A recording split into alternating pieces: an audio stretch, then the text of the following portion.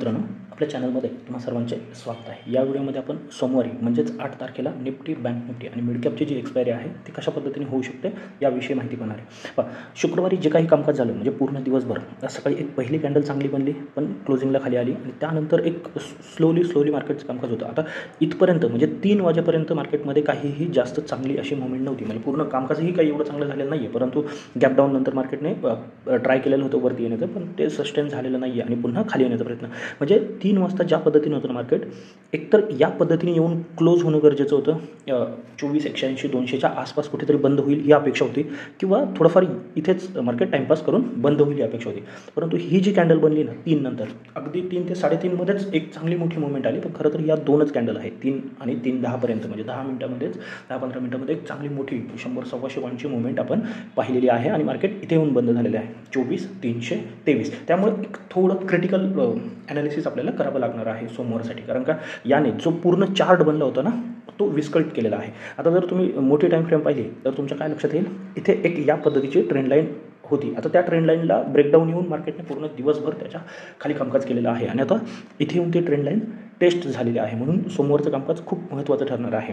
जर मोठ्या टाईम फ्रेमवरती पाहिलं तुम्ही, बाय द वे विकली ॲनालिसिसचा व्हिडिओ पाहिला नसेल तर वरती आय बटनमध्ये लिंक आहे किंवा डिस्क्रिप्शनमध्ये लिंक मिळेल, ते एकदा पाहून घ्या, म्हणजे ओव्हरऑल आठवड्याचं कामकाज कशा पद्धतीने होऊ शकतं आणि मग त्यानुसार तुम्ही तुमच्या पोझिशन डेलीवरती ॲडजस्ट करू शकता। आता महत्त्वाचं काय आहे, याच्या अगोदरचा जो हाय बनला होता मार्केटचा तो आहे 24,401 आणि आत्ता आपण बंद आहोत 323, म्हणजे इथे आता फक्त 80 पॉईंट बाकी आहेत। जर पाहिलं तर ओव्हरऑल 80 पॉईंट बाकी आहेत नवीन हायसाठी। आता इथे काय होऊ शकतं, हा फर्स्ट हाय आहे, मार्केट या पद्धतीने इथपर्यंत आलेलं आहे 200पर्यंत आणि पुन्हा एकदा वरती आलेलं आहे। आता इथे मार्केट असताना काय होऊ शकतं, एक डबल टॉप बनण्यासाठी मार्केटला 80 पॉईंटची जागा शिल्लक आहे। म्हणजे जर मार्केटने वरती न जाता 24,380, 375, 385 इथून कुठूनही मार्केटने जर रिव्हर्सल घेतलं, म्हणजे ते फ्लॅट ओपनिंग नंतर वरती जाऊन खाली येणं असू द्यात किंवा थोडंफार गॅपअप नंतर, पण डायरेक्ट इथे पोझिशन नाही घ्यायची आपल्याला। पोझिशन कुठे घ्यायची, ज्यावेळेस मार्केट पुन्हा येऊन 24,320ला ब्रेक करेल, 24,320ला ब्रेक करेल ना, तर नक्कीच आपण एक पुटची पोझिशन घेऊ शकतो। आपली जी बाईंगची पोझिशन आहे ती डेफिनेटली 24,415च्या वरतीच बनणार आहे, त्याशिवाय आपण बाईंगची पोझिशन आता घेणार नाही आहे, कॉल साईडची पोझिशन घेणार नाही आहे। म्हणून पुट साईडला जर इथून येतो ना तर मग डेली बेसिसवरती एक चांगलं एम पॅटर्न फॉर्म होताना आपल्याला पाहायला मिळणार आहे, जो अगदी आपल्याला 24,050पर्यंत सुद्धा घेऊन जाऊ शकतो। 24,050 विकलीमध्ये महत्त्वाची लेवल आहे, ते एकदा तुम्ही त्या व्हिडिओमध्ये चेक करा। मग उद्यासाठी काय होऊ शकतं, 350, 385, 380, 375 इथून कुठूनही मार्केट जर रिव्हर्स येते आणि पुन्हा येऊन ही जी लेवल आहे 24,320 ही लेवल ब्रेक करते, डेफिनेटली तुम्ही एक पुट पोझिशन घेऊ शकता, ज्याचं टार्गेट अगदी 24,250, 24,180 आणि फायनल 24,050 ते 75 या टार्गेटपर्यंत आपण जाऊ शकतो। हे झालं फ्लॅट किंवा थोडंफार गॅपअप नंतर। आता फ्लॅट ओपन होऊन किंवा गॅपअप होऊन डायरेक्ट वरती चालायला लागते ना, तर हे 60-70 पॉईंट जाऊ द्यात हातून, हे 60-70 पॉईंट जाऊ द्यात, याने काहीही फरक पडणार नाही। जसं 24,415 ब्रेक होते आणि मार्केट त्याच्यावरती एक 5-10 मिनिटाची कॅन्डल क्लोज होते, सस्टेन होते, किंवा या पद्धतीचं कामकाज होऊन नवीन ब्रेकआउट पाहायला मिळतो आपल्याला, कोणतंही फॉर्मेशन असेल तर नक्कीच आपण कॉलच्या पोझिशनमध्ये बसणार आहोत आणि त्यावेळेस मग आपलं जे टार्गेट आहे ते 24,600पर्यंतचं असणार आहे। आता आपण डेलीवरती ट्रेड करतो आहे, मग तुम्ही याच्यासाठी काय करू शकता, पहिलं टार्गेट जे आहे ते 24,460, 24,520 ते 540 आणि फायनल टार्गेट आहे 24,600। या पद्धतीने 3 टार्गेटमध्ये तुम्ही डिवाईड करू शकता, पण जोपर्यंत 24,415 ब्रेक होत नाही तोपर्यंत कॉलची पोझिशन ट्रायसुद्धा करायचे नाही, हे 60-70 पॉईंट आपल्याला सोडूनच द्यायचे आहेत। आता हे झालं फ्लॅट किंवा गॅपअप। जर मार्केट गॅपडाऊनच होतं आहे, गॅपडाऊन जर ओपनिंग होतं आहे, म्हणजे इथे कुठेही गॅपडाऊन ओपनिंग होते 24,280 असेल, 260 असेल, तर नक्कीच आपण एक पुट ट्राय करणार आहोत। कशा पद्धतीने, याच्या खाली जर मार्केट ओपन होते, लक्षात घ्या, म्हणजे मग ही जी मुवमेंट आहे ना ती फक्त एक विकली कॅन्डल क्लोजिंगसाठीची होती हे समजून आपण ही जी पोझिशन आहे किंवा ही जी मुवमेंट आहे ती इग्नोर करून याच्या खालचेच ट्रेड प्लॅन करणार आहे। म्हणजे गॅपडाऊन ओपनिंग नंतर मार्केट पुन्हा एक टेस्टिंग बनवून नवीन काहीतरी फॉर्मेशन बनवून ब्रेकडाऊन देईल ना, डेफिनेटली आपण पुटच्या पोझिशनमध्येच बसणार आहोत। आपलं 25 ते 30 पॉईंटचा आपला स्टॉप लॉस असणार आहे, मग 1:2, 1:3 किंवा मग 24,200 हे जे आहे हे पहिलं टार्गेट असेल, त्यानंतर 24,150 हे दुसरं, 150च्या आसपास दुसरं टार्गेट आणि त्याच्याखाली 24,050 हेच टार्गेट टार्गेट, आपलं फायनल टार्गेट उद्यासाठी 24,050च आहे. जर डाऊन साईड जाते कदाचित उद्या क्लोजिंग 150च्या आसपास येईल आणि परवा आपलं टार्गेट येईल, परंतु जर मार्केट खाली जाते तर याच टार्गेटसाठी आपण ट्रेड प्लॅन करणार आहे. एक्स्ट्रा काहीही करण्याचा प्रयत्न करू नका, कारण का ज्या पद्धतीचं फॉर्मेशन बनतं आहे, ही जी ट्रेंड लाईन ब्रेक होऊन मार्केट खाली आलं आहे, जर पुन्हा वरती येत आहे तर आहे ती तेजी होती मार्केटमध्ये तीच कंटिन्यू करण्याची शक्यता आहे. त्याच्यामुळे बाईंगसाठीचा विचार हा 24,415 शिवाय करायचा नाही आहे.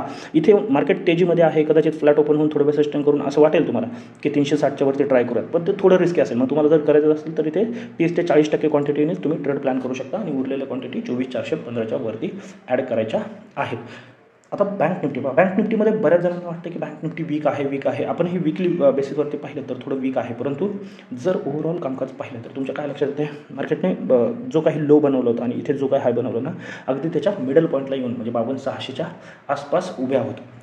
त्यामुळे बँक निफ्टीमध्ये जास्त लेवल डिस्कस करण्यापेक्षा एक फॉर्मेशन आहे तेवढंच फॉर्मेशन फक्त पहा आणि ते मार्क करून ठेवा तुमच्या जो काही सिस्टम असेल, तुम्ही जिथे काम करत असाल ज्या पद्धतीने, तर या पद्धतीने इथे एक ट्रेंड लाईन आहे आणि वरतून जर तुम्ही विचार केला तर ही एक ट्रेंड लाईन आहे. आता तुम्ही बरोबर याच्या मधोमध आहात. मग काय करू शकता तुम्ही, जर मार्केट फ्लॅट ओपन होते किंवा थोडंफार गॅप अप ओपन होते, गॅप डाऊन ओपन होतं आणि याच्यामध्येच सस्टेन करून जर ही लेवल ब्रेक झाली तर वरती 400 ते 500 पॉईंटची मुवमेंट अगदी आरामात मिळून जाईल आणि जर इकडे ब्रेक झालं तर 400 ते 500 पॉईंटची मुवमेंट अगदी आरामात होईल. या लेवल अगदी प्रिसाइजली खाली जी लेवल येते ती 52,350 400च्या आसपास येते आणि वरती 52,850 ते 53,000च्या मध्ये येते. मग याच्या खाली निघल्याच्यानंतर तुमचं जे टार्गेट आहे ते 52,000पर्यंत असू शकतं आणि वरती जे टार्गेट आहे ते 53,250पर्यंत असू शकतं. म्हणजे 300 ते 400 पॉईंट दोन्ही बाजूला मिळणार आहेत. म्हणून एक्स्ट्रा की ओपन झाल्याच्यानंतर पाहू किंवा काय, त्यापेक्षा हे जे मार्किंग आहे ते मार्किंग करून ठेवा आणि त्याच पद्धतीने उद्यासाठी तरी ॲटलिस्ट ट्रेड प्लॅन करा. जर उद्याचा दिवससुद्धा याच्यामध्येच गेला म्हणजे ह्या 300-400 पॉईंटमध्येच जर मार्केटने घालवलं आणि इथेच क्लोज झालं तर परवासुद्धा याच सेटअपने काम करायचं. जर याच्या बाहेर पडलं तर आपण नवीन उद्यासाठी ॲनालिसिस करूयात, पण उद्या याच्या बाहेर पडलं. आता फक्त एक लक्षात ठेवायचं आहे, पहिल्यांदा याच्या बाहेर पडलं आहे, पुन्हा मार्केट आतमध्ये आलं, कॉलची पोझिशन ट्राय करायची नाही आहे. इथे काय झालं, तुमचा SL हिट झाला, वाट पाहिजे, पुन्हा ब्रेकडाऊन आला, पुन्हा ट्रेड बनवा, हा तुमचा स्टॉप लॉस असला पाहिजे. एखादा स्टॉप लॉस हिट होऊ शकतो, पण याच पद्धतीने या ट्रेंड लाईनवरती आणि वरती या ट्रेंड लाईनवरतीच ट्रेड प्लॅन करायचा आहे. जर आतमध्ये येऊन स्टॉप लॉस हिट करून पुन्हा याच्यावरती निघते ना, तर इथला ट्रेड प्लॅन करा. छोटा मोठा स्टॉप लॉस असेल, पाहिजे तर क्वांटिटी कमी करा, कदाचित एखाद दुसरा स्टॉप लॉस याच्यामध्ये जाण्याची शक्यता आहे बँक निफ्टीमध्ये. सध्या बँक निफ्टीमध्ये जे आहे HDFC बँक विकलीमध्ये एक्सप्लेन केलेलं आहे ते एकदा पाहून घ्या. त्यामुळे बँक निफ्टीमध्ये वेगळ्या अशा लेवल डिस्कस करत नाही आहे, फक्त हे जे फॉर्मेशन आहे त्यावरतीच उद्याचा दिवस तरी ॲटलिस्ट ट्रेड प्लॅन करा. आता उद्या ज्याची एक्सपायरी आहे मिड कॅप निफ्टी बाकीचे इंडेक्स थोडे प्रेशरमध्ये असताना मिड कॅपमध्ये एक चांगली मुवमेंट आपल्याला अपसाईडला पाहिजे आणि स्टेडी मुवमेंट आहे. तर ही उद्यासाठी महत्त्वाची लेवल काय असणार आहे, 12,530. आता ATH आहे, हा ATH आहे एक्झॅक्टली, पण जर याच्यावरती पुन्हा एकदा निघतो ना तर एक शॉर्ट कवरिंगचा सहारा मिड कॅप निफ्टीला पाहायला मिळू शकतो. मग तो तुम्हाला 580, 630 आणि अगदी 700पर्यंत सुद्धा घेऊन जाऊ शकतो. 700 ही राऊंड फिगर लेवल आहे, 5-10 पॉईंट तुम्ही प्लस मायनस करू शकता, पण याच्यावरती 530च्या वरती बाईंगची पोझिशन क्रिएट करू शकता. डाऊन साईड थोडी ट्रिकी आहे, म्हणजे जर फ्लॅट ओपन होते मार्केट खाली येते ना तर 12,440 ॲटलिस्ट ही जी लेवल आहे 12,440 इथपर्यंत तुम्ही बाय ऑन डिप्सची स्ट्रॅटेजी यूज करू शकता. मग इथे डबल बॉटम असेल किंवा हॅमर असेल, कोणतंही बुलिश फॉर्मेशन बनते ना तर इथपर्यंत तुम्ही बाईंगची पोझिशन शोधू शकता.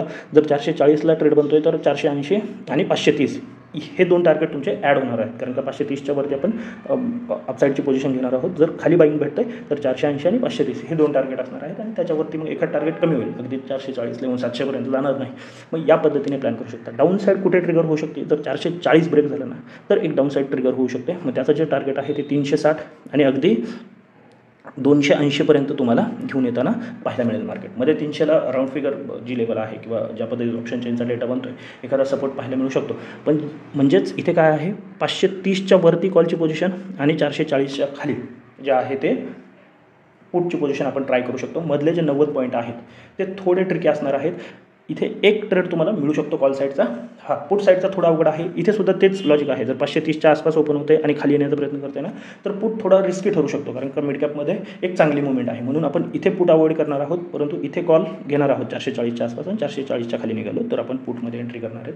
एक्स्ट्रा काही करण्याचा प्रयत्न मिड कॅपमध्ये सुद्धा करायचा नाही. मार्केट ऑल टाईम हायला आहे, म्हणजे सगळेच इंडेक्स पाहिले तर जवळजवळ ऑल टाईम हायला आहे. त्यामुळे एक छोटा मोठा प्रेशर आपल्याला वरती पाहायला मिळू शकतो. मग उद्याचा दिवस थोडं सावध ट्रेडिंग करूयात आणि मग अमेरिकन मार्केट किंवा ग्लोबल मार्केट काय करत आहेत किंवा उद्याचं क्लोजिंग कशा पद्धतीने येते त्यावरती पुढचा आठवडा अवलंबून असणार आहे. जर माहिती आवडली असेल तर या व्हिडिओला लाईक करून चॅनलला सबस्क्राईब करा. तर आजच्यासाठी एवढंच.